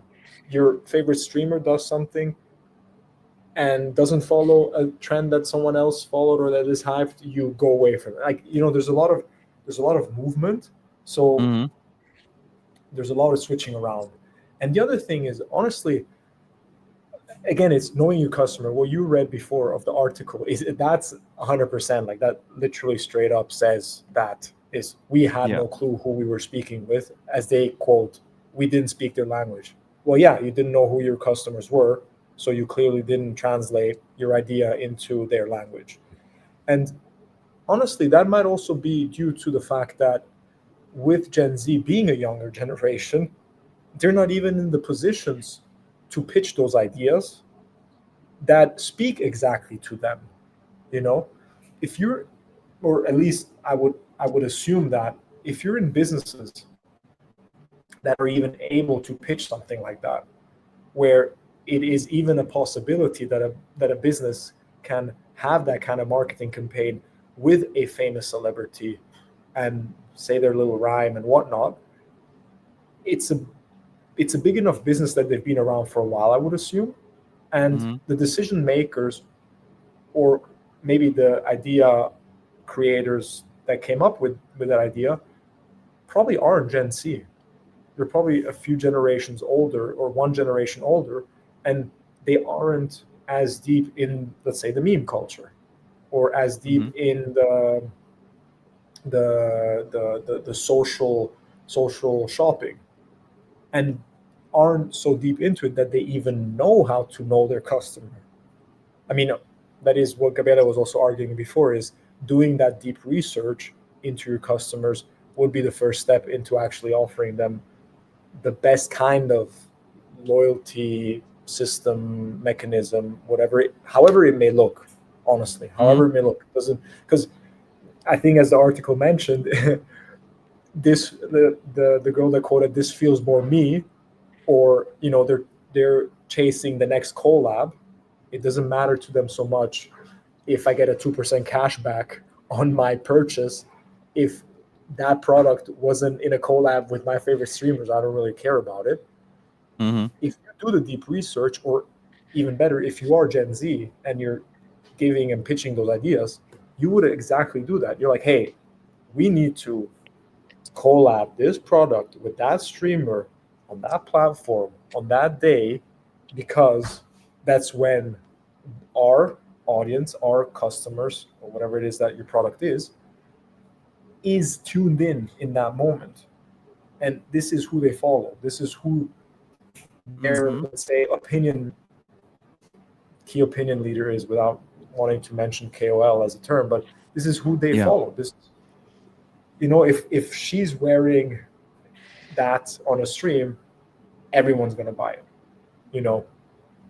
So I think it's really that. It's again, I think it's cool because we really, all these articles nail the theme of knowing your customers so that you can offer them exactly what it is that they want and give them the most value. And honestly, that is what loyalty is. That is what deep down, it's retention. And how do you retain your customers? Is giving them exactly what they want from your arsenal of ideas and products and services and everything that you can. Yeah. But then a slight follow-up question, and Gabriela, feel free to answer this one as well.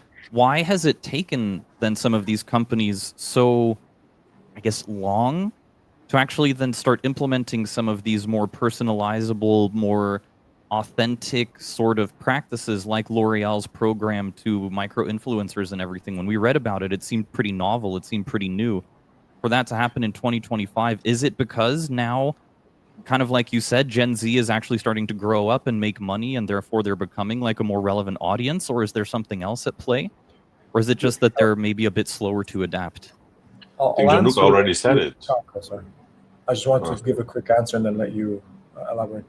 I would have said, on the one hand, it's just the generations not being in the workforce yet to help, let's say, make those decisions for their own generation, or pitching and marketing ideas like that.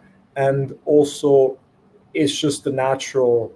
I think that's literally just human nature and civilization as we know it. It's generations. When you sell to the generation that is maybe a bit younger and coming up, you aren't in tune with it yet because you've been selling to a different generation. So it's also just learning curve, essentially. That's all I have to add to that. I better go ahead.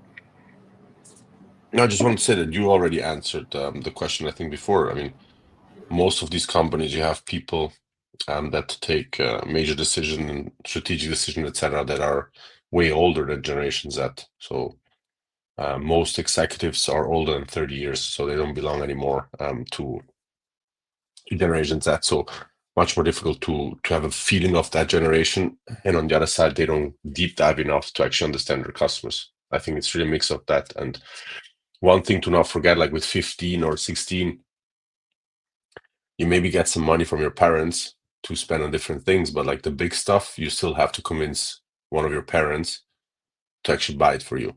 So you also have another decision maker in the whole play. So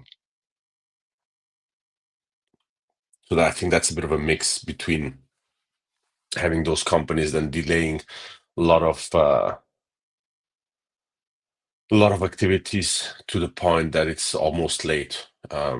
It has to do with like the whole structure in a lot of big companies until they can make a decision, until they can go out with a certain product or service. It just takes years because they need a lot of internal approval, a lot of internal politics. That's why also new incumbents or startups actually are much faster to capture certain trends because they don't have to listen or they don't have to go through a crazy approval process, and they don't have to convince maybe people that think that is nonsense just because they're not anymore part of that generation. I mean, how many times did I hear from my parents, gaming is nonsense? Yeah, okay. Gaming is nonsense from your perspective because you never gamed in your life or you had other games. If you look at the gaming market today, you would say, hey, actually not that dumb if a kid plays and games certain things because they could either make a career out of it. I mean, it's the same as you were playing football before, your parents were bringing you to football because they thought you might become a football player. The same thing you can do today with gaming. And on the other side, if you actually understand gaming, you have a huge advantage for all these topics of gamification. You understand better certain mechanism to incentivize people, to keep people engaged, etc., etc. So it's always depending from which perspective you look at it and which generation. And that's maybe I don't like it because I try to be as open as possible towards all kinds of new developments, and I don't try to judge it in the sense that our gaming is shit just because I game different things, right? Everyone has their tastes, and that's why I also use a company to understand much better what do your customers actually want, what are their tastes, and how can you, I don't even want to say convince because that's the wrong word. If you need to convince someone, then it's anyways too late. If you have a good product, and then your marketing strategy needs to be, of course, on point so that you actually attract those people. And I mean, of course, if like the example that you just made, like if the campaign is with George Clooney and you try to get 15 to 30 years old, as awesome as George Clooney might be, it will be better to have a Mr. Beast on that campaign, right? Which speaks more to a certain amount of younger people. So I think those are, in theory, very simple things to decide on. You just need to understand, again, your customers. You have to put back your own opinions, and you have to work very rationally. Because it doesn't really matter if you like George Clooney or not. Like, you're not the person buying the product, or at least you're not making up the whole revenue that the company needs. So you need to attract people that actually then buy that product. And from that perspective, you need to think about what do they like. It's interesting the way Gianluca mentioned the theme of like knowing your customer, and it seems to be just as relevant to like almost now that I think about it, every story that's been said. You know, this article talks about the mismatch with the ad and Gen Z. Okay, they didn't understand their audience. This program is a huge success. Oh, good job. They understood their audience. You know, this frequent flyers program failed. I guess they didn't understand their audience. That seems to be like really the crux of a lot of the most important decisions that actually get made around that. And that makes it all the more crazy kind of or interesting that it still happens so frequently that people don't like fully understand their customers for the most part, because you still see a lot of these loyalty programs fail, or marketing like activities or campaigns that underperform because it tended to fall on deaf ears because of a lack of understanding of the customer. Is it sort of maybe, I mean, this is a little bit off script here, but is this like just company people? Is this people that have been working in the same position, doing the same thing for years on end, being complacent and not wanting to change anything? Or do you guys have a theory about why this sort of blunder keeps on happening with such regularity? I think it's a mix of tech competency and then maybe also habits. Yeah. I mean, tech on one side is, if you look at large companies, not a lot of them can actually really source and work with big data. They don't really know what to do with it. They don't know where Mhm. to start and where to end. So that's for sure one topic that just like doesn't enable them to understand their customer. Like literally, it doesn't enable them. On the other side, competencies, they're maybe not willing to even go into that direction where they say, okay, you know what, let's first talk with the customer. Let's first make some surveys. Let's first make some, just let's understand the customer first and then take some decisions. Mhm. Also because maybe they're under pressure, they have to deliver. They think more about, let me get something done instead of sourcing data. And then the other thing is that there are so many people that just say it was done the last 5, 10, 20 years like that. This is how we will do it the next 5, 10, 20 years. They're just dumb as sorry for using that word, but like that's really like the ignorance of people not wanting to be curious, not wanting to learn more. And obviously you fail as a company and you fail as a brand if you have a lot of those people inside of your company, because, and honestly, it starts mostly at the top, because most CEOs, etc., are older. They think in that direction. They don't really understand new tech. They don't really understand. I mean, if you ask a 50-year-old CEO when they gamed the last time, they will maybe tell you they've never gamed in their life. Yeah. So like how, and I'm not saying the CEO of a big company should decide a gamification marketing activity, but if you don't have that certain culture being built from the top that is actually then going down into your executive team and into the operational teams, you always have that how do you call it, that pushback. If you want to do something more innovative, you want to do something more if they knew that has not been done before, you always have that pushback. And I mean, we see that all the time. Like when you talk with certain executives, etc., that they just don't understand certain topics and they prefer to do what they already know instead of learning new stuff, being open to fail, and just evolving at the end of the day. So I think that's a huge issue in a lot of big companies, and that's why so many products are and marketing campaigns are boring AF, and they just don't work, and they're just like losing out to competitors and to new incumbents. Do you think it's on the CEO to learn about this stuff, or do you think he has to be ready to like trust in particular people or outsource it to people that actually understand it better than he does? For me, you always need that curiosity.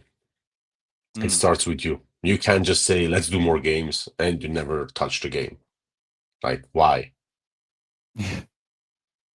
Like, you can't say, let's be more innovative, have more technology, have more AI. You never use ChatGPT. Like, shut up and just start with yourself, and just start with using ChatGPT in your daily life, and just getting a grasp of it and understanding it, etc. If you don't do that, it's super difficult to build a culture with your team.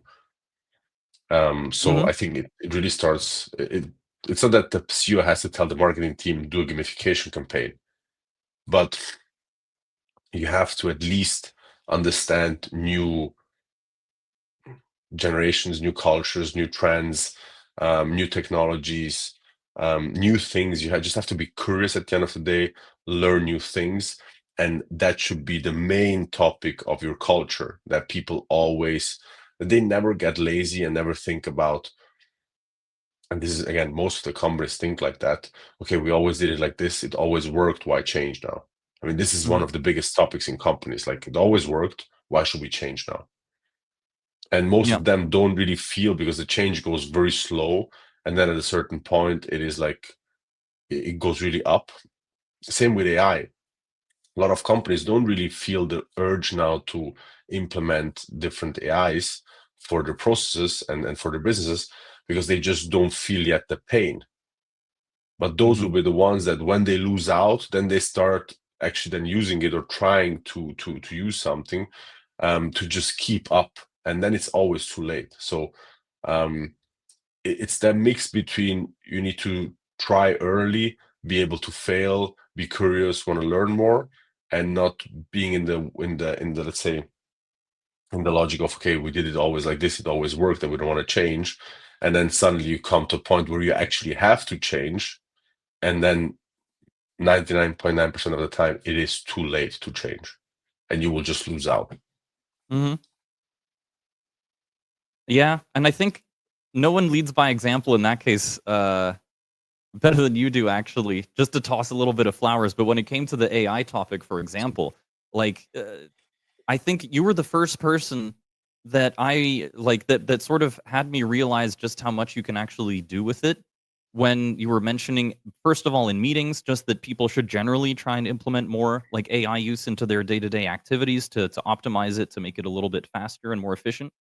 But then also, whenever there was something that would happen, when you would write something, when I would ask you something, a lot of the time the answer would be use AI, do it with AI. I would see like you post something that was really cool and meticulous, and I'd be like, oh my gosh, how'd you do that? It was like, hey, I just prompted correctly. And it made me sort of realize, like, wow, that's like, okay, good. I mean, it is important to sort of be that leader that takes the first step, because I think people feel that energy too. Like, it is also kind of a vibe thing at the end of the day. If you have an 80-year-old CEO that says, "Hey guys, start using AI," and then he goes back to, reading his physical newspaper, I think that has like the similarly, negative effect on the employees. 100%. The Yeah. PA has to print out the emails so that he can answer them. by hand. So the There's Exactly. many PA people types actually it in. doing that, huh?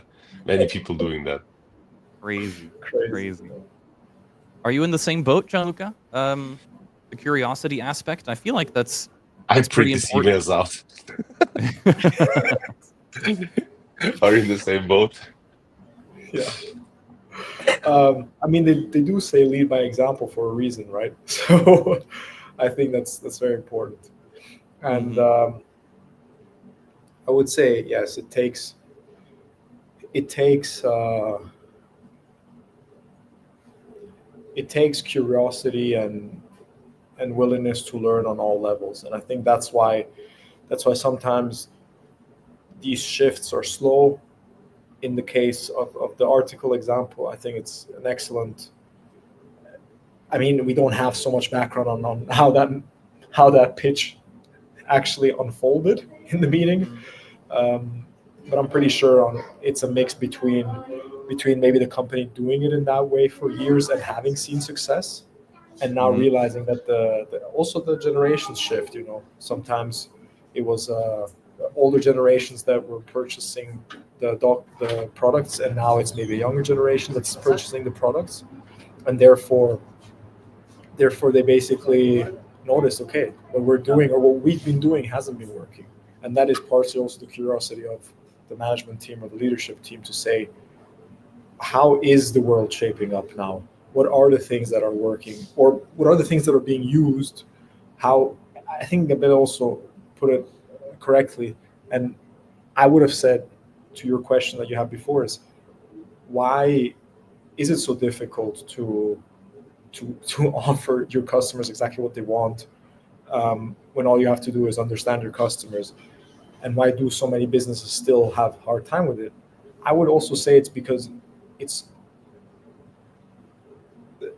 things shift or times shift, people shift as technologies shift, the way people interact with businesses, the way they think, the habits change.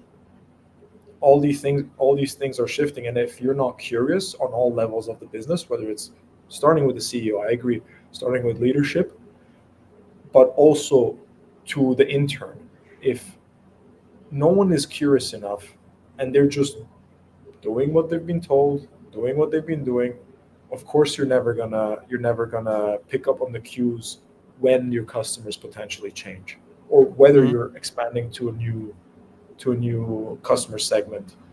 Yeah. Because maybe you hear everyone talking about, for example, even now, social shopping, that's the new thing, right? Live stream your shopping cart. um, you hear it, and the 80-year-old CEO that says use AI, but then still, physically goes to the store to buy things. Of Mhm. course, if there's no actual interest in understanding why does it work, who are the customers of that specific type of channel, let's say, it won't work for you. You can't just Yeah. say, yeah, we'll do it now, and you notice it's not your customers that you have that use that. It's not at all what they want, and you just miss the target completely. And just as a little side anecdote from all of that, because it was also a very interesting lesson for me in particular. This is not necessarily about like the ever evolving industry of loyalty, but also just emerging technologies as a whole. Since we were talking about AI a little bit, the difference with which the attitude is approached. Because I remember uh, uh, talking about how much nicer it is working for a smaller company than a large one because of being able to have that agility and that ability to sort of adapt and change things around based on what the biggest trends were. And you immediately notice that energy when you're joining companies. So like I had a big corporate background, and when I was working, for example, at Sky in Germany, I remember the rigidity there when I was like a new fresh intern in the media department. I had some new ideas. TikTok had just like become the big viral thing, and I wanted to, have a meeting with some of the people to actually talk about it. It's like, this has a lot of potential, whatever. They wouldn't give me the light of day. Fast forward a little bit later, I go to Red Bull, which is, slightly bigger, but their creative team is actually separated from the main company. And they were all about new ideas and they were welcoming it. And they actually had like these regular meetings where they would talk about some of these different platforms, new social media things, the trends that are going around, how we can implement them and stuff like that. And then it just makes me also realize it's just as relevant here. When we talk about new ideas, when we talk about how we can, fit AI into loyalty infrastructures and stuff like that, this is something that we can actually talk about here. But if you're talking about a major company with like hundreds of thousands of employees, the IBMs of the world, the Siemenses of the world, and stuff like that, it just becomes an entirely new scale of conversation. And it's like, how do you even do that? I remember, working at Siemens just to update, they were still on Windows XP because to update to the latest Windows would cost them millions because you're talking about hundreds of thousands of computers. So it just goes to show, the smaller you are, the more agile you are, the more primed you are to take advantage of situations like this. And that's kind of one of the two main takeaways I feel like from this entire episode. Number one, very clearly the front runner, know your customer, understand your customer, see what they want, feel what the vibes are, and get at it from there. And then number two, it is an ever changing landscape where you notice just by listening to this podcast, there are advancements constantly. There are changes constantly. New things work that didn't work before. Things are failing now that were working in the past. So it's I think those two, if you take those two things into consideration when you're talking about, customer loyalty and brand loyalty with your customers, that's already putting you on a pretty good track, I feel like. And I'm glad that we can actually reach those conclusions so organically and have that actually be like what the experts tend to say for the loyalty industry as a whole. So to close off this episode, I mean, we have those two main takeaways, but let's open the floor for some closing remarks. We are going towards the end of the year. Um, Gianluca, let's start with you. Any closing thoughts before we wrap up today?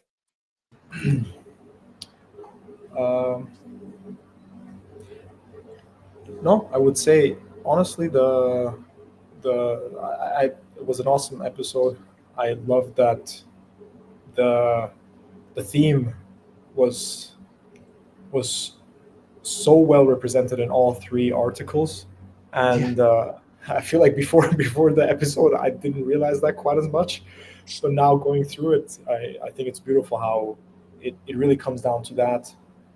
And yeah, if you look at loyalty as or loyalty programs, loyalty systems, loyalty mechanics as a way of retaining your customers in your business, and you know exactly who your customers are and what they value, and you build that into your way of keeping them loyal, however that may be, I am sure that you'll be successful with the business and you'll thrive. And if you are curious enough to listen to them and adapt with the ever-growing landscape of the world in that sense, then I'm sure you'll also thrive in the future and do great things. Nice. And I'll throw it directly over to you, Gabriele, if there's anything else you'd like to add. Nothing to add on that. That was perfect. Very good. I mean, if you disagreed with what Gianluca just said, that would have been quite a statement in itself. But No. Pretty good one. Guys, thank you so much. First of all, a lot of this news was probably new to you. We tend to always cover the latest in developments that come out, so be sure to follow us on all of the right channels. We post on Spotify, we post on YouTube, the full episodes. If you want to know when the episodes come out, we also post about it on X, so make sure to follow. The links to all of these are going to be in the descriptions based on whichever platform that you're watching on. And also, always give a like and give a comment. We're always curious to hear what different people's takes about different loyalty programs are, or what their takes are on the industry as a whole. It's been a very interesting couple of episodes, just kind of getting into what the different forms that brand loyalty takes, some authentic, some a little bit less so, but all of them having their different places in business in general. So yeah, this has been a really interesting one. We're going to do, I think, a slightly different episode next week where instead of going over some of the latest developments, we're actually going to go over maybe 2025 as a whole and maybe talk about predictions for 2026. I think that's going to be a really interesting one. So definitely stick around for that. And with that, ladies and gentlemen, we are going to wrap up for today before we run out of our maximum allotted time. Thank you guys so much for watching and listening, and we will catch you all in the next one. Take care, everyone. Peace. Ciao, guys. Bye, everyone. Bye. Ciao, ciao.